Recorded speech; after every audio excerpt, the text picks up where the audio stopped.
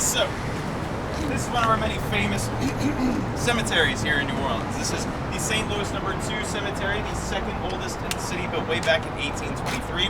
Now it is 3 separate sections. We have that block here, we have this block here, and the next block after that, all part of this one cemetery. Now I'll start with the most obvious question. You guys know why it is we bury our bodies above ground instead of in the ground here in New Orleans? Money. Is it money?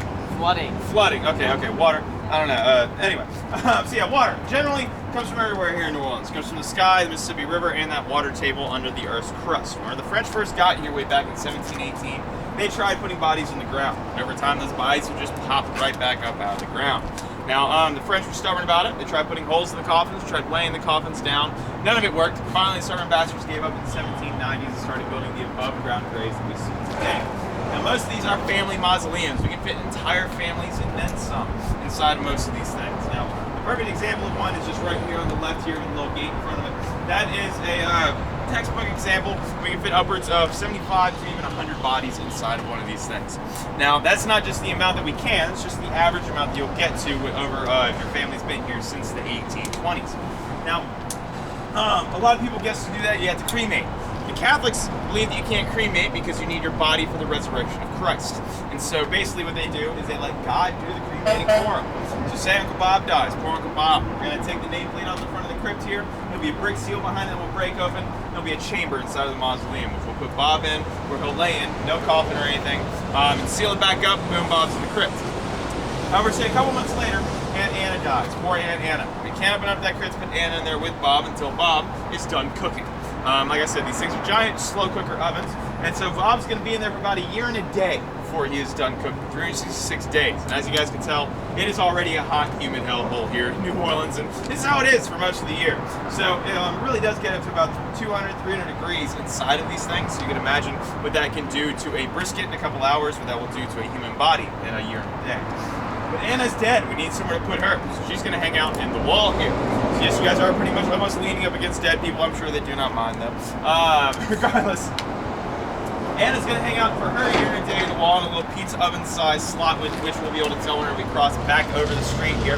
But once both year and days have passed, we will unseal the family crypt. We'll take a 10-foot pole, which was left of Bob, all the way to the back. We'll drop off into the bottom, and we'll put Anna inside of the chamber, at least what's left of her. So it's basically one big pile of family remains at the bottom of these things. We'll decompose on top of each other for all of eternity. Saves a lot of space. You can imagine you can fit a lot of people in here over time. Now, not all of these are family crypts, though. We have some gigantic ones, especially over in the other section here where you can see the rooftops are pretty much caving in. Those are for groups of people who died all at once, say during a hurricane, a flood, or an epidemic. Sometimes the community would come together. That's built a much bigger crypt just to fit a lot of people into. Remember, back in those days, we didn't have a national alert system or anything like that. If a hurricane was coming, you were going to find out the day it came. So, regardless, as you guys can see, we still do this today here in New Orleans. We're a very traditional city. We love ourselves more than anywhere else. And so it's important to us to keep these traditions going, even here in 2021. So you'll find people that insist that their family be buried the exact same way they've done it for the last 200 years. And some families are a little bit less traditional. They'll actually cremate and they'll just kind of use the family crypt as more of a symbol or symbol for the family heritage. Any questions or anything before we continue on? Sorry? That's why they all look like ovens. Exactly, yeah, exactly. They just have the, now there's different variations to the style of them, but they're almost all, have that little chamber for the oven, and then of course the bottom pit where everybody goes. Does your family have it here? No, I'm actually from the outside of Baton Rouge, so up there we do still get a lot of flooding, but we aren't French or Spanish. We're more Spanish influenced in a sense, but mostly American colonized, so the French didn't make it all the way up to Mississippi that far, and so this is mostly just a New Orleans area thing. But yeah, I do know a couple people that have family crypts, not in this one, but in some of the ones around the city. Anything else? Cool, let's make our way back onto the Segways, y'all, and make sure that we're good to go.